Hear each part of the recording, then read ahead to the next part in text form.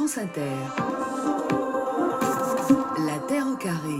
Et à 14h32, Camille passe au vert pour votre chronique, bien sûr, Camille Cronier. Et j'espère que vous n'êtes pas de claustrophobe, parce que je vous emmène sous terre aujourd'hui. Enfin, pas tout à fait. Camille est là. Nous sommes en compagnie de Laurent et de Alexis ainsi que de Cindy et nous pénétrons dans la grotte du banquier.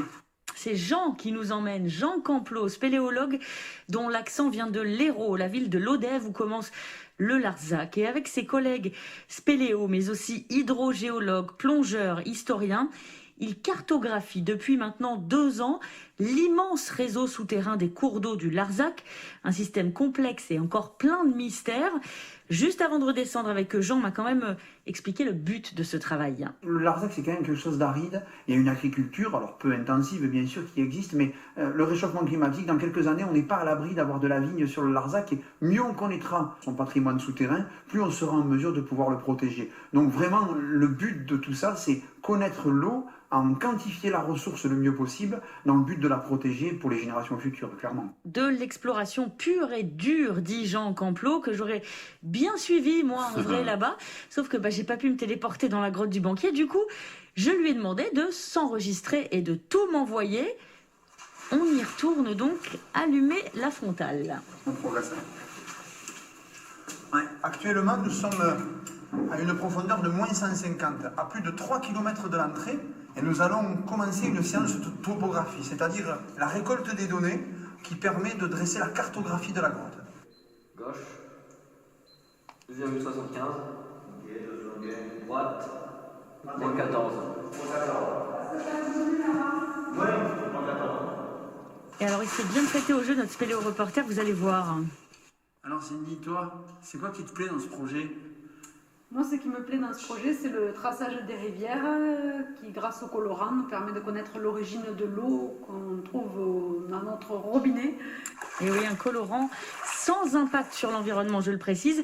C'est grâce à ça qu'il remonte les réseaux. La grotte du banquier a pour particularité d'être en partie noyée.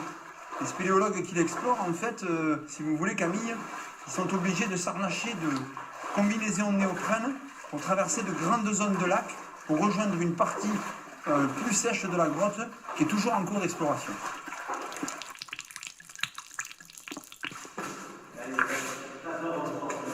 4 heures de sortie.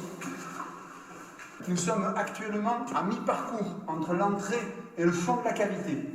Nous sommes dans la galerie dite du métro. Elle porte bien son nom, cette galerie, puisque vraiment on dirait une galerie de métro. C'est-à-dire que ses dimensions sont assez exceptionnelles pour le col du Larzac. Elles peuvent atteindre parfois jusqu'à 8 mètres de diamètre. Alors, bien sûr, il n'y a pas de train ici, il n'y a que des spéléologues, mais cette galerie du métro nous amène vers le fond de la grotte à plus de moins 150 sous terre. Alors, les associations Larzac Explo, dont fait partie Jean Camplos et Céladon, ont déjà répertorié plus de 11 km de galeries, ce qui va permettre donc de mieux gérer la ressource en eau. D'ailleurs, ils travaillent avec le service des eaux de la communauté de communes du Lodévois Larzac. Une façon aussi de mieux connaître ce patrimoine géologique.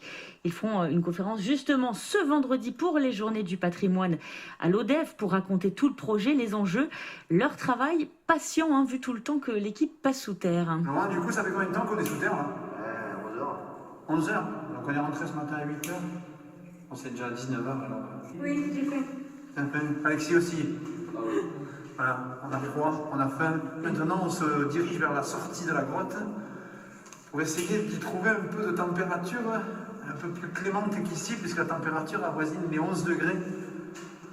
Et l'humidité est quasi ambiante. Ce qui ne les empêche pas d'y retourner toutes les semaines, et cela jusqu'en 2023 minimum, parce que les souterrains n'ont pas fini de révéler leurs secrets et leurs recoins.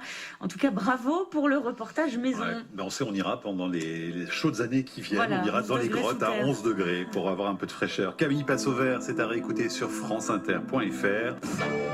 France Inter.